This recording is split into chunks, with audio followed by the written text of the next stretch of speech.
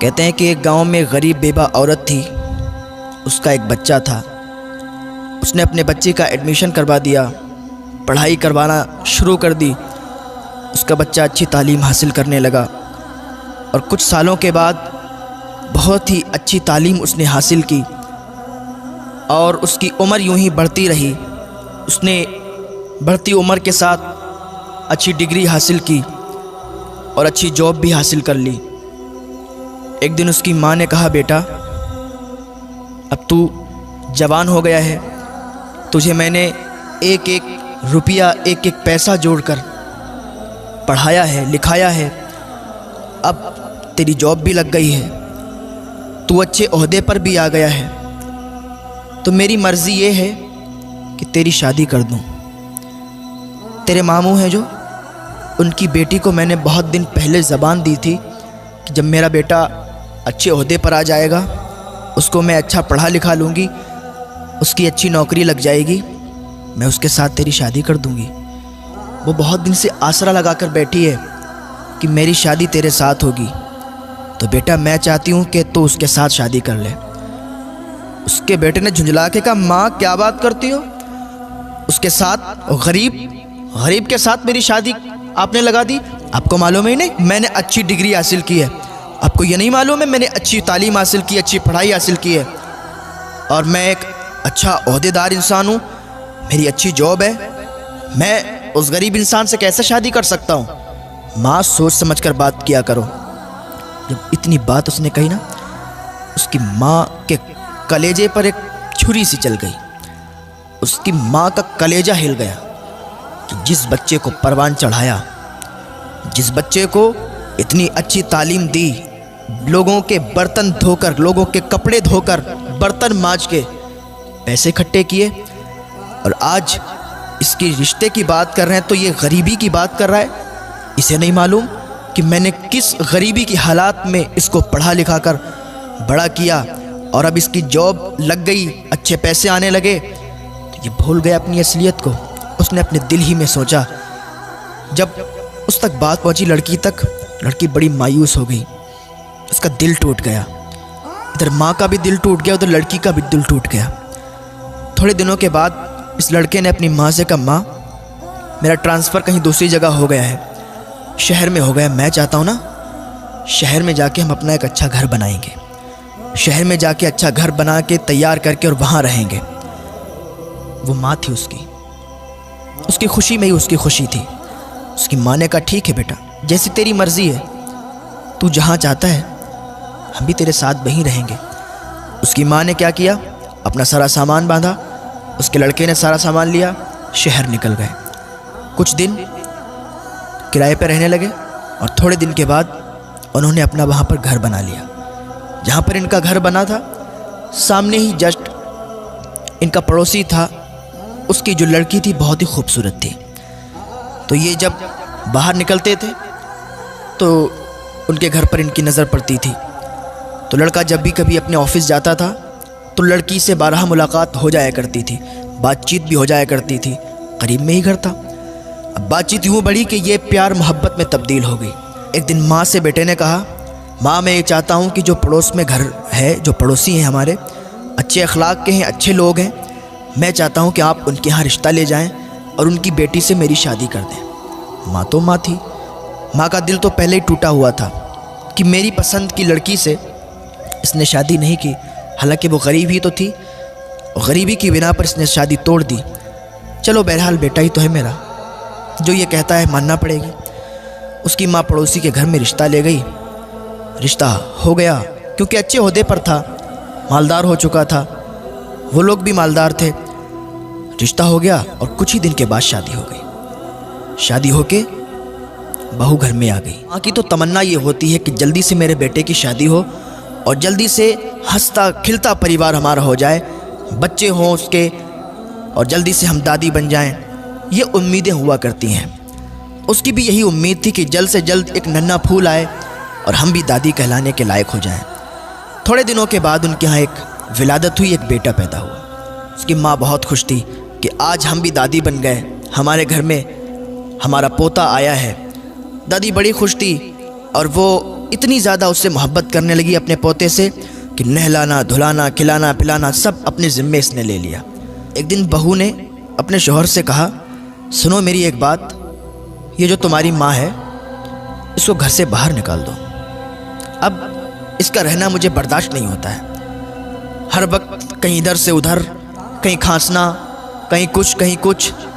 मैं ये चाहती हूँ कि ये घर से निकल जाए। उसके लड़के ने कहा, क्या बात करती हो, मेरी माँ है, मेरी माँ है, मैं उनको कैसे घर से बाहर निकाल सकता हूँ। लड़की ने कहा, अगर नहीं निकाल सकते हो तो उसे समझा दो कि वो सही बर्ताव करे, सही सलूक करे और ज़्यादा चहल पहल घर में ना रखे। उसके शौहर ने कहा, ठीक है, मैं अपनी माँ को समझा दूंगा। वो माँ जिसने बचपन में उंगलियां पकड़कर इसको चलाया, घुमाया कि एक दिन ये हमारा सहारा बनेगा, आज कहता है मैं उसको समझा दूंगा कि इधर उधर ना जाया करे, ज़्यादा बातचीत मत किया करे, शांति के साथ बैठी रहा करे।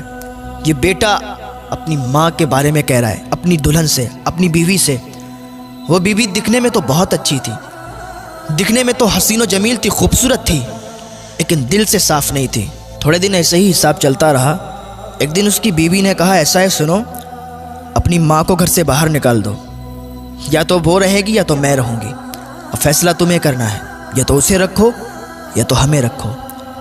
उसके शौहर ने कहा, ठीक है, ऐसा करते हैं, हम किसी रिश्तेदार के यहाँ इनको भी थोड़े दिनों के लिए भेज देते हैं। बेटे ने क्या किया, अपनी माँ को अपने एक रिश्तेदार के यहाँ भेज दिया। उसकी माँ वहाँ रहती रही, काफ़ी दिनों तक रहती रही। जो माँ हो उसको अपने बच्चे की तड़प तो आती है, याद तो आती है कि मेरा बच्चा कैसा होगा, उसका बेटा कितना भी बड़ा हो जाए, कितना भी ओहदेदार हो जाए या कितना भी बूढ़ा हो जाए, माँ की नज़र में बेटा बच्चा ही होता है। उसको याद आई कि मेरा बेटा कैसा होगा, चलो चल के देख लेते हैं। अपने पोते की भी याद आई कि पोते को भी देख लेंगे, बहू को भी देख लेंगे, बहुत दिन हो गए रिश्तेदार के यहाँ। रिश्तेदार भी क्या सोचते होंगे कि यहीं रहने लगी, यहाँ के घर वालों ने निकाल दिया शायद। तो ये ख्याल इनके दिल में आया, घर से बाहर निकल आई और अपने घर पर पहुँची। दरवाज़ा बंद था, दरवाज़ा बंद था, कुंडी लगी हुई थी। दरवाजे पर दस्तक दी, दरवाज़ा खटखटाया, कुंडी खटखटाई, कोई रिस्पॉन्स नहीं आया, कोई आवाज़ नहीं आई। फिर दरवाज़ा खटखटाया, फिर कोई आवाज़ नहीं आई। दरवाज़ा थोड़ा तेज़ी के साथ खटखटाया, अंदर से दरवाज़ा खुला, बहू बाहर निकल के आई।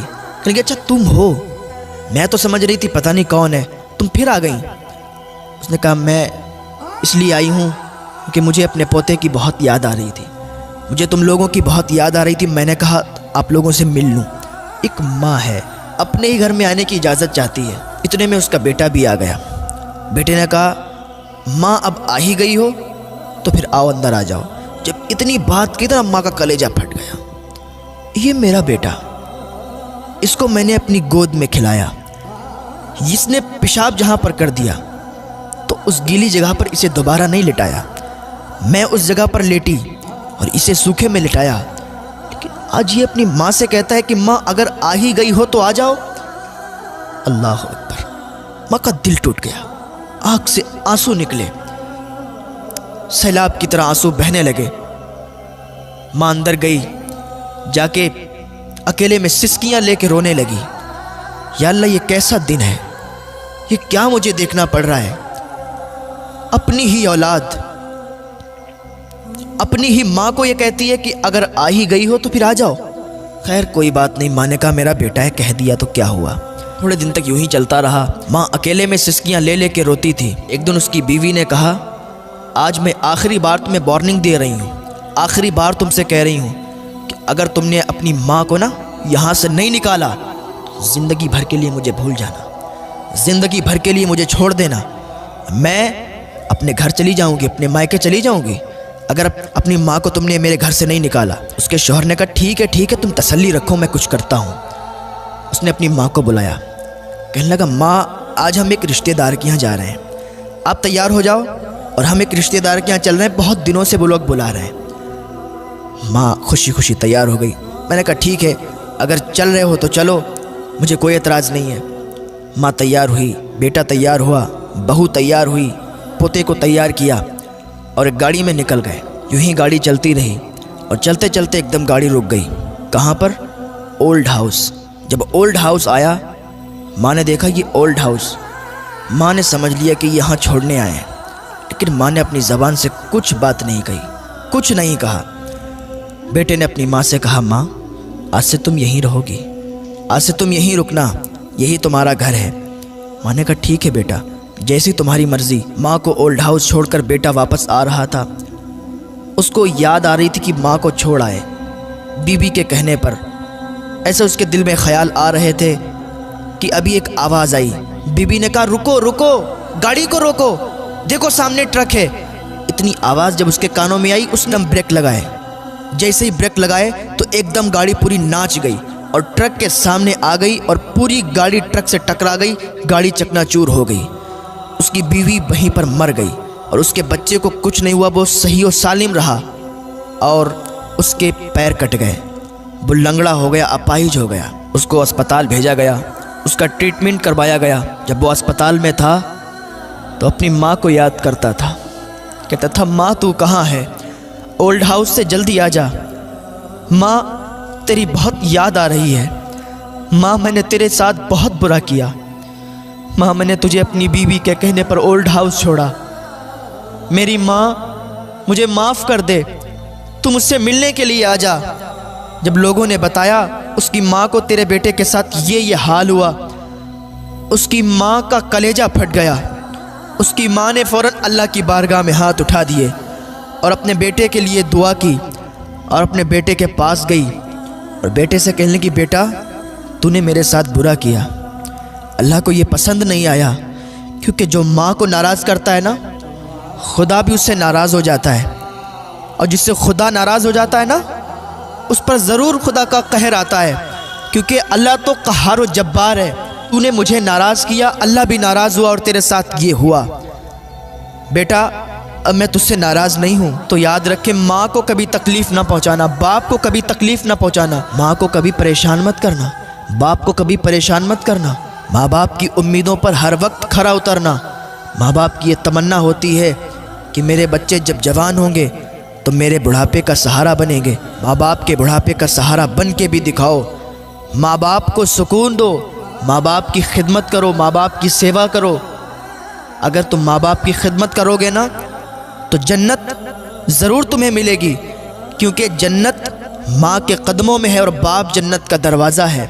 तो कभी माँ को भी नाराज़ मत करना, कभी बाप को भी नाराज़ मत करना। अगर अभी भी तुम अपने माँ बाप से नाराज़ हो ना, तो आज ही उन रूठे हुओं को मना लेना, अल्लाह तुमसे राज़ी हो जाएगा।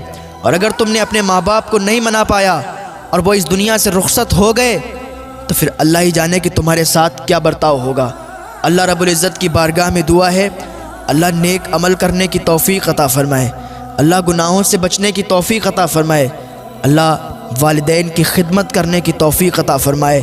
बहुत बड़ा मकाम होता है माँ बाप का, तो माँ बाप की इज़्ज़त करें, उनकी खिदमत करें। जब ये इस दुनिया से चले जाते हैं ना, तो फिर रेशम के तकिए पर भी नींद नहीं आती है। तो माँ बाप की इज़्ज़त करें, उनकी सेवा करें।